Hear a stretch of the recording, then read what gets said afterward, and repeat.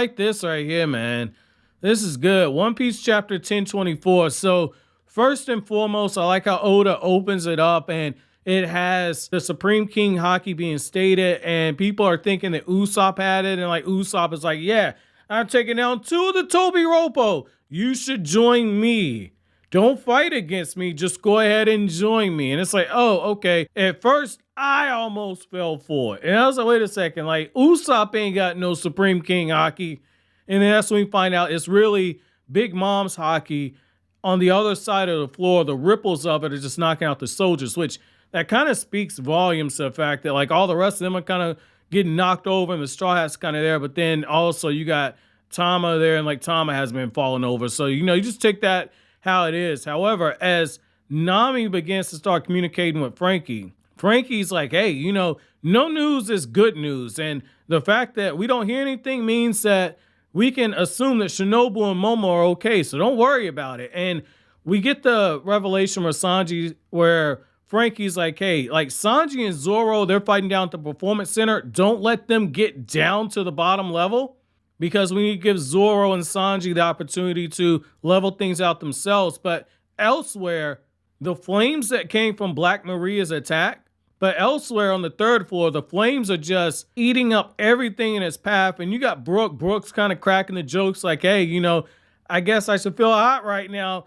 Too bad I've already been cremated. And he's really just trying to get to safety because Nico Robin's trusting him to basically not let her die, because Nico Robin's unconscious because of what happened with that devil transformation that she had. However, that's when you see this man start communicating with Jinbe, and he lets Jinbe know, like, hey, there's flames going on right now. Watch your ass. And that's when Jinbe's asking, well, who is it that's holding off? Kaidou. Kaidou should have been here by now. And that's when we get to the battle with Yamato and Kaidou. And like Yamato is just going for it. Like, I got to give Yamato mad props. Like, blood is hitting the floor. Yamato is steady fighting back against her father. She's blocking attacks. She's trying her best to hold off. And Kaidou basically throws it in her face and says, like, look, I've always intended to kill you because this ain't a family squabble. The moment that you started saying that you were going to be Oden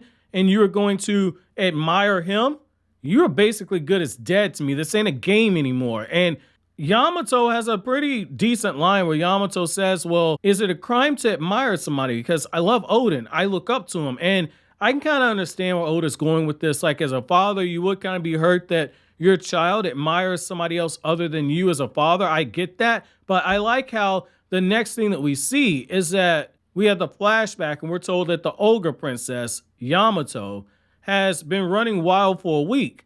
And in the flashback, she's saying, like, Father, what about these chains? I'm Oden. I'm Oden. And you see the irritation on this man's face, which that goes back to the father thing. And I like how we have this moment where Kaidou's looking down at Yamato and asking, like, did you do this? And when Yamato explains what happens, that everybody just kind of fell over, that's when you see a moment where Kaidou looks like a proud father. He's like, oh, okay, Supreme King Haki, that's a good sign. However, you're dead to me if you're going to keep calling yourself Oden. And the way that Yamato is just so hurt by what was said, and Kaidou is just playing the mind games, where Kaido's like, I'll give you a month to change your mind. We got these samurai locked up here, and you see how Kaidou misunderstands the samurai, where Kaidou leaves weapons on the ground, and he leaves fish and rice. And he says, I'm only going to leave enough for one. And Yamato picks up on it right away. Yamato's like, okay,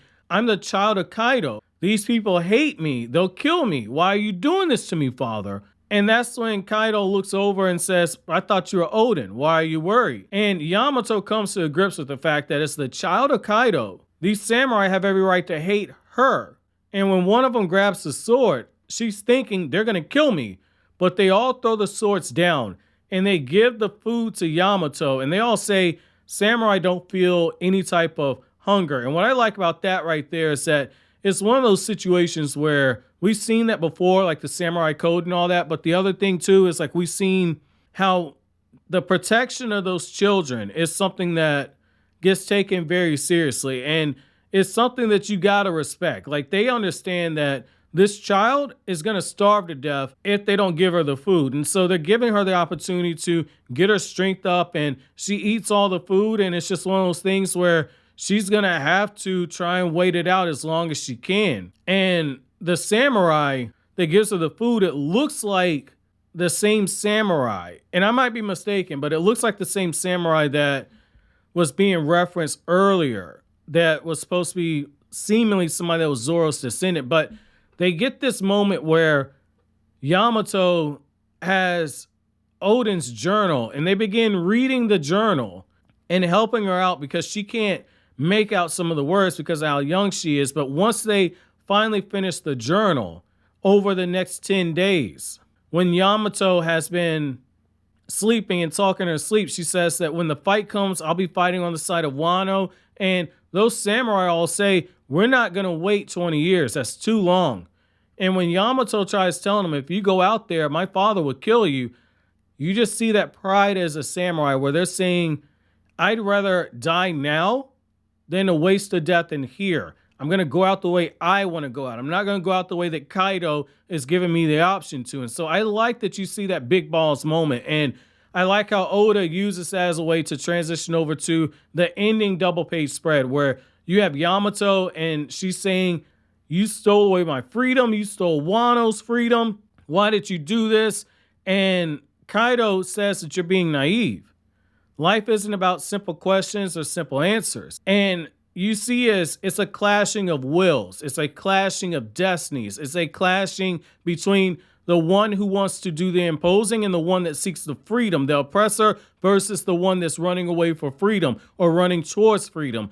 Very beautiful symbolism. And I like the camera angle that is chosen for this panel where Kaidou takes up a majority of that panel and Yamato is just swinging down from the top, almost like she's imposing her will onto her father. Very beautiful just to see that pushback. So what I want to know from you guys is what you guys think about the samurai's decision to give Yamato the food. And if you were in that situation, what would you do? Would you choose to not only give her the food, but go fight Kaidou? Or would you wait in the cave and waste away because you know one way or the other you're going to die?